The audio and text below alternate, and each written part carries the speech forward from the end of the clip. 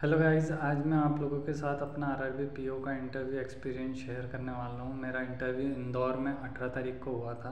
Morning shift थी और panel number 2 था। तो सबसे पहले बायोमेट्रिक हुआ, उसके बाद डीवी हुआ, उसके बाद मेरा इंटरव्यू हुआ। मैं आप लोगों के साथ तीनों चीज़ें बारी बारी शेयर करने वाला हूँ। बायोमेट्रिक में कुछ नहीं हुआ, बस रोल नंबर डाल के उन्होंने हमारा जो मेंस में बायोमेट्रिक लिया था, हमारा थंब इम्प्रेशन लिया था, वही चेक किया। उसके बाद फिर डीवी के लिए हमें बुलाया गया। डीवी में आपके जो भी डॉक्यूमेंट्स थे वो सारे चेक किए और इंटरव्यू हुआ। डीवी में आपको जो डॉक्यूमेंट्स रिक्वायर थे वो थे आपकी 10th-12th की मार्कशीट, आपके कास्ट सर्टिफिकेट सेंट्रल वाला होना चाहिए, आपका EWS जो करंट फाइनेंशियल ईयर का होना चाहिए, 10th-12th की original marksheet, graduation post graduation की मार्कशीट, एक्सपीरियंस सर्टिफिकेट हो वो, अगर NOC आप किसी बैंक में या PSB या गवर्नमेंट में जॉब करते हैं तो उसके लिए आपको NOC की ज़रूरत पड़ती है, तो ओरिजिनल कॉपी ऑफ NOC आपको लगेगा। अब मेरे साथ इंसिडेंट ये हुआ कि मैं पब्लिक सेक्टर बैंक में बैंक ऑफ महाराष्ट्र में वर्क करता हूँ। सो वहाँ का NOC तो था मेरे पास, लेकिन ओरिजिनल कॉपी नहीं थी, जो कि वहाँ से हमारे यहाँ हेड ऑफिस से आता है तो मेल के थ्रू आती है कॉपी NOC की। तो मैंने वही प्रिंट निकाल के और ब्रांच मैनेजर की राउंड सील जो हमारी पासबुक वगैरह और अदर डॉक्यूमेंट्स पे लगते हैं वो लगा के मैं लेकर गया था। लेकिन मेरे साथ ये प्रॉब्लम हो गई कि जो डीवी ले रहे थे उन्होंने रिजेक्ट कर दिया ये कहकर कि आपकी ये सील जो है वो राउंड सील है, ब्रांच मैनेजर की सील नहीं है।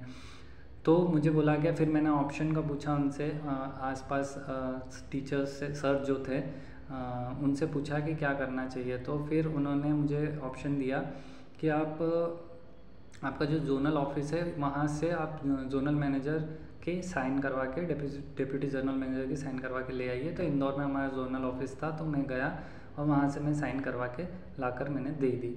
अब ये प्रॉब्लम ऐसी है कि उन्होंने मुझे बोला कि ओरिजिनल चाहिए। अब वहीं पे एक दूसरा बंदा था, उसको ऐसे ही एंट्री मिल गई बिना मतलब जोनल ऑफिसर की साइन या ब्रांच मैनेजर की सील या ओरिजिनल, वो सिर्फ प्रिंट करा कर लेकर आया था और वही।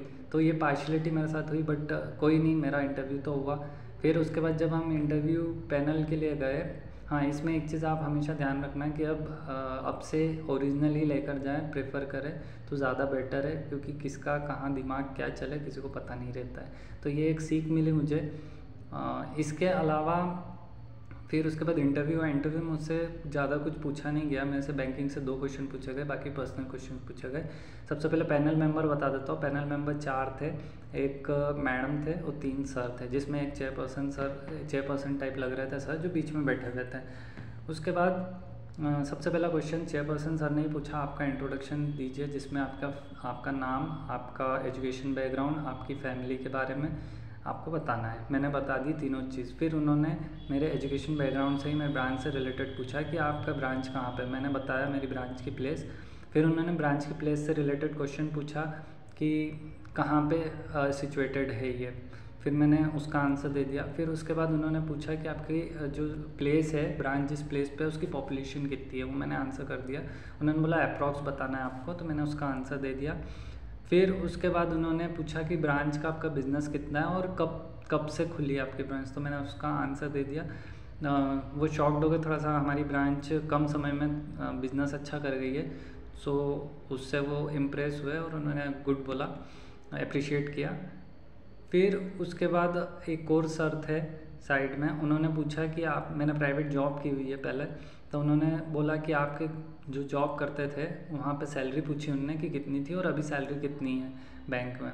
तो दोनों लगभग बराबर थी। तो उन्होंने क्वेश्चन पूछा कि आपकी जो प्राइवेट जॉब थी वो आपके घर के पास थी, प्लस एक रेप्यूटेड इंजीनियरिंग में था मैं, MNC कंपनी में मैन्युफैक्चरिंग यूनिट में था। तो उन्होंने बोला कि आप एक अच्छी कंपनी में रेप्यूटेड पोजीशन पे थे और इंजीनियर थे, तो एक अच्छी जॉब मानी जाती है, प्लस आपकी सैलरी डिफरेंस भी कुछ नहीं था। तो आपको क्या नेगेटिव पॉइंट लगे प्राइवेट कंपनी में और क्या मोटिवेट किया आपको बैंक में आने के लिए। सो उसके थोड़ी देर बाद उन्हीं ने आंसर दे दिया कि गवर्नमेंट जॉब की वजह से आपका ये मूड हुआ होगा, ऐसा करके उन्होंने खुद ने जवाब भी दे दिया था। फिर उसके बाद मैडम ने मुझसे RBI का क्वेश्चन पूछा था कि RBI के फंक्शन क्या होता है, मैंने जवाब दे दिया। और फिर उसके बाद मुझसे पूछा गया, एक सर के चेयरपर्सन सर चले गए थे उठ के, फिर उनके लेफ्ट में एक सर थे, उन्होंने पूछा कि सॉइल नोट पॉलिसी क्या होती है। तो उसका भी मैंने आंसर पहले तो मना कर दिया था। फिर उन्होंने उसको दूसरी तरीके से पूछा कि आपके पास अगर दो नोट के टुकड़े या 3 नोट के टुकड़े वाला कोई आता है तो आप क्या करेंगे। तो मैंने उसको जवाब दे दिया था आरबीआई की गाइडलाइंस कुछ होती है, वैल्यूज़ डिसाइड होती है कि ये नोट सॉलिड नोट होगा या इतना कटा होगा या इस डायमेंशन, छोटा डायमेंशन बड़ा डायमेंशन, तो उसकी वैल्यू कितनी होगी। तो मैंने उसके जवाब दे दिया। फिर उसने उसी पे काउंटर क्वेश्चन किया था कि वैल्यू कितनी होती है, 100 रुपीज़ नोट या 200 रुपीज़ नोट का पूछा था, तो उसकी वैल्यू का पूछा था, तो मैंने उसका जवाब दे दिया। अब इसमें नोट करने की क्या क्या चीज़ें हैं, इंटरव्यू जाने के पहले आप सारे डॉक्यूमेंट्स एक तो चेक कर लीजिए, क्योंकि वहाँ पे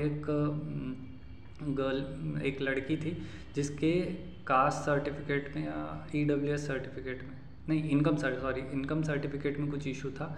2022 का मार्च एंडिंग तक ही वैलिड वाला था उसके पास। तो आप डॉक्यूमेंट्स एक बार अच्छे से चेक कर लीजिए। मेजर इशू डॉक्यूमेंट ही करते हैं, उसको भी देने शायद न दिया गया हो, पता नहीं, मुझे आखिरी में दे दिया होगा देने के लिए, पर अपनी तरफ से डॉक्यूमेंट सारे एक बार चेक करके एडमिट कार्ड या फिर एप्लीकेशन फॉर्म में, खासकर एप्लीकेशन फॉर्म भरते समय जो हमें इन्फॉर्मेशन ब्रोचर होता है उसमें लिखा हुआ होता है चीज़ें सारी, तो आप एक बार उसमें देखकर और पढ़कर ही जाएं और उसी के हिसाब से डॉक्यूमेंट लेकर जाएं और वहाँ जाके अरेंज भी प्रॉपर करें। अदर इसके अलावा अगर आपकी कोई क्वेरी है, हाँ एक चीज़ और, IBPS PO मेंस के लिए सभी को ऑल द बेस्ट। उसमें आपको कुछ मैं टिप्स दे देता हूँ कि आपको पेपर अटेम्प्ट, अगर आपको ना भी पढ़ा हो, आपने करंट अफेयर्स ना पढ़ा हो या कोई भी सब्जेक्ट ना पढ़ा हो, तो आपको एक स्ट्रेटेजी बना के जाना है कि आपको जो आता है, जो टॉपिक्स आते हैं, सबसे पहले आपको वो कवर करना है, वो सॉल्व करना है, और उसके बाद फिर आप लोग जो डिफ़िकल्ट टॉपिक्स लगते थे वो आप अटेम्प्ट करना, लेकिन सबसे पहले जो आते हैं वही अटेम्प्ट करना। दूसरी चीज़, करंट अफेयर्स में अगर आप लोगों को आपने नहीं पढ़ पाए SBI क्लर्क इंटरव्यू या इसके कारण, तो आप उतना ही अटेम्प्ट करना जितने आपके सही आता हो आपको। जैसे स्टैटिक और बैंकिंग अवेयरनेस कोई चेंज नहीं कर सकता, आपने पहले का भी पढ़ा हुआ होगा, वही क्वेश्चंस आ सकते हैं, ठीक है। तो इसके क्वेश्चंस आप जो GA के क्वेश्चन करेंगे वो क्वेश्चंस उतने ही अटेम्प्ट करना जितने आपको आते हो, क्योंकि मैं लास्ट ईयर IBPS PO में सिर्फ 2 मार्क्स आए थे करंट अफेयर्स में, जबकि मैंने अटेम्प्ट 17 to 18 किए थे। वो मेरी गलती थी, मेरे को 4 से 5 क्वेश्चन आते थे, वही मैंने अटेम्प्ट करना थे और उतने में मेरा कट ऑफ क्लियर हो जाता ईजिली, ठीक है। अदर सब्जेक्ट्स में आप मार्क्स गेन कर लेना, इंग्लिश में कर लेना या मैथ्स रीजनिंग में कर लेना, ठीक है। उसके अलावा आप एक चीज़ और ध्यान रखना है कि इसके बाद डिस्क्रिप्टिव होगा, तो डिस्क्रिप्टिव का फॉर्मेट ज़रूर देख के जाइएगा कि लेटर का फॉर्मेट क्या है, और अगर आप फॉर्मेट भी लिख के आएंगे फॉर्मेट के हिसाब से, प्लस जो वर्ड लिमिट होती है उसका ज़रूर ध्यान देना कि वर्ड लिमिट के आसपास ही 200-250 अगर है तो 200-250 के समथिंग ही आप लिख के आना।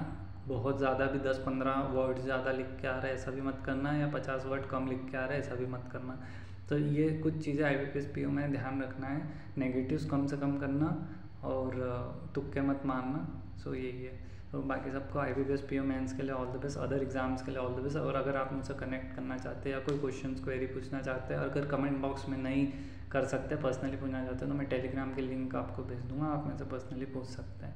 Thank you for watching this video, bye bye.